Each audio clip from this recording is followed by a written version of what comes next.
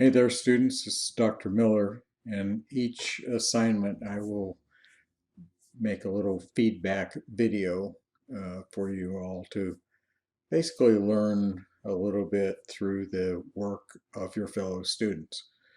So we had our first shooting assignment and had a little extra time on that assignment.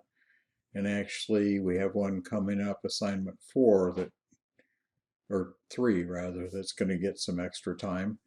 But pretty much they're all 1 week assignments after that.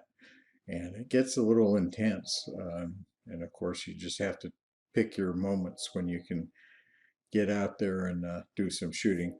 But this assignment was basically to do the same genres that we were collecting images from in the very first assignment. We used images on Flickr. So you had portrait and landscape, and then the candid documentary category, close-up, and action shots.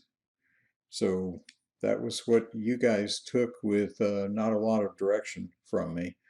And part of the reason for doing that is to create this baseline. And now we can kind of see where you can grow and where you will get better. So let's talk about landscape. This is kind of a classic landscape, pretty well composed. We can see the rule of thirds coming into play. That is, if we divide this from top to bottom into 3 equal sections, this is pretty much along the bottom third line. And when you're doing horizon kind of stuff, that's a good way to look at things. And of course, that gives you an extra amount here for this lovely sky. Judging by some palm fronds here, this looks like a kind of a tropical environment.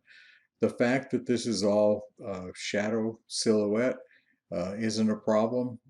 That's not a problem because of the beautiful colors of the sky and just a nice composition. It's a good photo.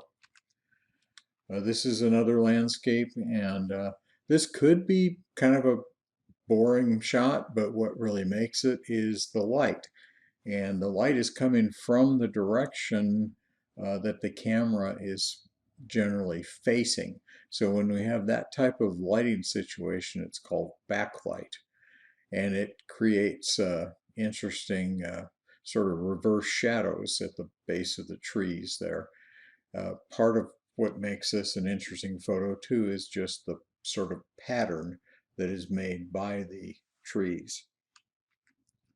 This is a landscape. It's an urban landscape. I love urban landscapes, and this is an interesting photograph. The subject, this red um, tractor with a shovel on it, is just sort of nicely framed.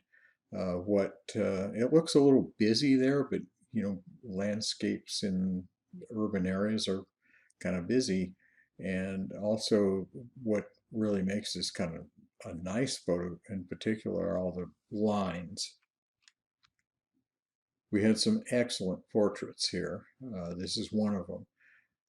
Portraits are primarily the face.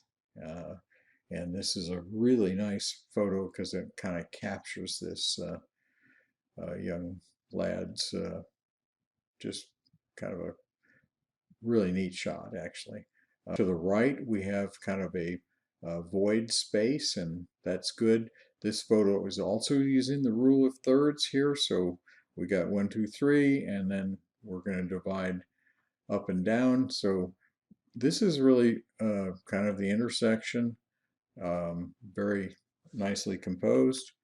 This is also a really neat composition. The background here is out of focus, and this is a technique that we will work on in the class. It's actually called bokeh, or bokeh, B-O-K-E-H, and it means that your subject is in focus and your background is out of focus. And that's a really nice photo. This is also an interesting photo. The light is very harsh. In fact, it's a little bit overexposed in here, but I don't know if that's possibly because we're probably looking at a copy of a copy of a copy. But it's a really great composition. Again, null space. Again, rule of thirds. Okay. Into the Candid category. This is a really neat shot. Now, the trick really with this type of getting out in an unplanned world and seeing what's out there is really you want to try to capture the moment. And this is a great moment here with this woman in costume. Looks like she's at a con of some sort, but that's really very cool. Also, the color that she's wearing just makes it pop. All right, this is a Candid documentary. It's okay. There's a little bit of unnecessary stuff over on this left side. These parts of people bring no value here. And this would be really much cooler if all three of these principal people, if we could see their face. The fact that she's looking over this way is a little bit of a distraction, but it does have a nice element of kind of tension with the guy that's fishing and sort of some lines and going this way, and oh, that's pretty good. This is a true documentary. Most nature photography is by nature documentary.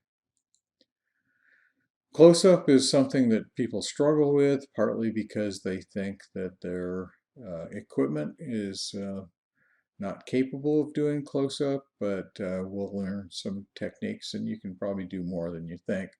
This is actually a very legitimate close-up. Think of close-ups as being life-size or bigger, and you know the size of a penny, so this is much bigger. This was submitted as a close-up. I think it's not exactly a close-up, more of a still life. But if the image was composed of a close-up down here around this spirally taquito, that would be pretty cool. Action. There are all kinds of things to use for action. Water's a really interesting one because there's some different things we can do with them.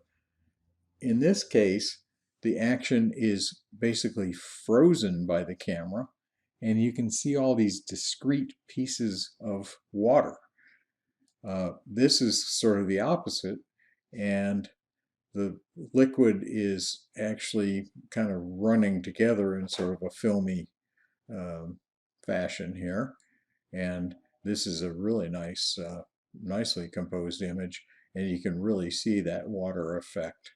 And we actually have an assignment coming up here where you're going to be dealing with how to capture action in general, but water in particular, like waterfalls. Got a few more that I wanted to show because they were just pretty good. This is an interesting portrait. The lighting is actually really neat because it's got this backlight, but there's some form of light on the subject that's pretty cool. This has potential for some nice things because it's got some lines and it is a vertical. People forget to take verticals. The one thing I really don't like is this power pole. I really don't like power poles. Here's the obligatory cat picture. I guess this would be a Candid. It's pretty good lighting, really, because you can actually see this eye detail, and not a bad image, really. This is actually my favorite of all the ones that were submitted by you, the students, and it's just so intimate and so honest, and really a great job of what I would call capturing the moment. All right, now when you're turning in your material, don't edit the photos in any way. Submit only photos taken for this class. and make sure that you are planning to have time to get out and shoot. Because if you look like you're just rushing pictures, or if you're submitting 3 photos and they're from your back porch, you just need to make the time. So along with future assignments, most of them will be in 1 week. So you really have to get on it. And I have to do a better job of getting the material ready for you. I'll do that. Submit your images, bad spelling, images in a document, and try to do 1 image per page if you could, because I got a lot of them that were just really small because there were a bunch of them on a page, and I can't see them and I can't share them with you guys because if you blow them up, they look pretty bad. Label each photo, and the most important thing right now is to include the camera used for each photo. Down the road, we're going to have other pieces of information that will need to be submitted. But that's pretty much it for now. Good job, good start. Let me know if I can help.